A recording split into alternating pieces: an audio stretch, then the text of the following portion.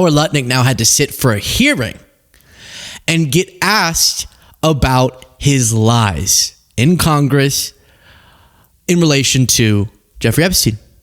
Now, I hate that you have to watch this clip again, but just to further emphasize the lie that Lutnick, Trump's Commerce Secretary, told, I'll skip most of his story, but told his whole long story of the one time he ever met Jeffrey Epstein, and that was it. And then I'll show you him in a hearing going, so maybe that wasn't true. Sorry, we have to go. And we left. And in the 6 or 8 steps it takes to get from his house to my house, my wife and I decided that I will never be in the room with that disgusting person ever again. And then I was.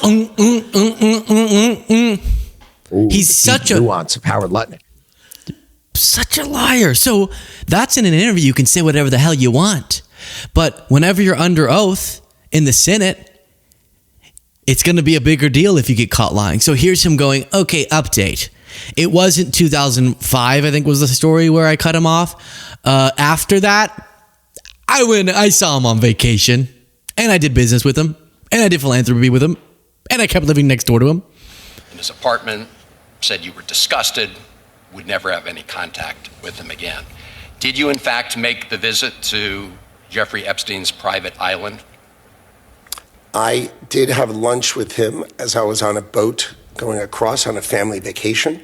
My wife was with me, as were my 4 children and nannies. I had another couple they were there as well. You take multiple nannies with you on vacation?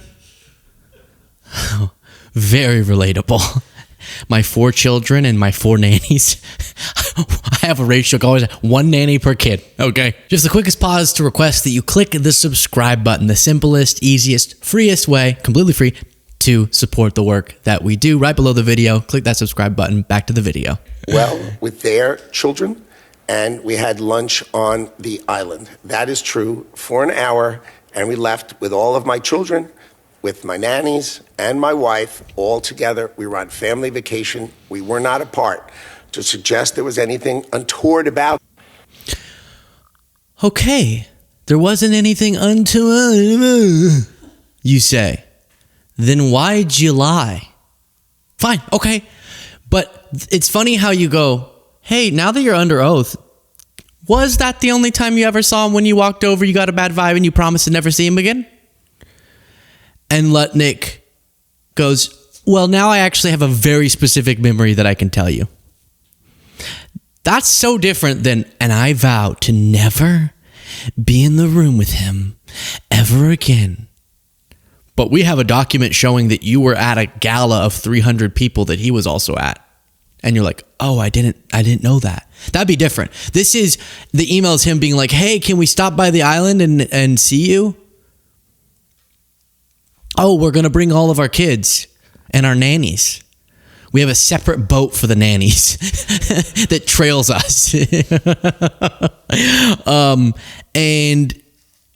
And that's proving that you lied. So why'd you lie? Then you have this. Just summarize the reason, and I can hear the angst in your voice over the Epstein files. The reason people are bothered is because last year you said you'd cut off all contact, but there are 8 incidences of interaction in the files after 2005. In 2009, you wanted to speak with Epstein. You asked for his phone number. In 2011, there was the appointment for drinks.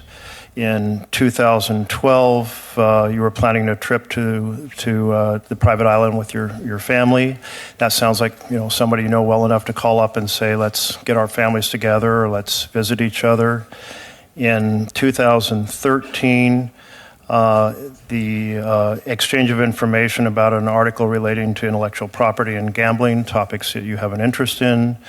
You both signed up for an investment. It's not clear if you had conversations about that same investment, but you were neighbors. You made the same investment, maybe not. And then in 15, Mr. Paulson, in 2017, Mr. John Paulson wrote to Epstein saying, hey, why don't you contribute to this event? You're a close friend of the Lutnicks, and it's honoring Lutnick. Again, that may not have been you personally involved in that, but I know. So we already know, and he just in this hearing, he doesn't even go, oh, I'm so sorry that I said that. How could you tell that specific of a story down to the feeling you had and then say, to my house, my wife and I decided that I will never be in the room with that disgusting person ever again. Then you're bringing 73 nannies and your kids to his island? Why? Why? If in 2005 you were disgusted by him. That would have been, I say that like it's crazy. That's a correct assessment. But then if you correctly assessed him to be that disgusting, then why did you continue associating? And people in emails separate from you are saying, oh, you're a close friend of the Lutnicks, right?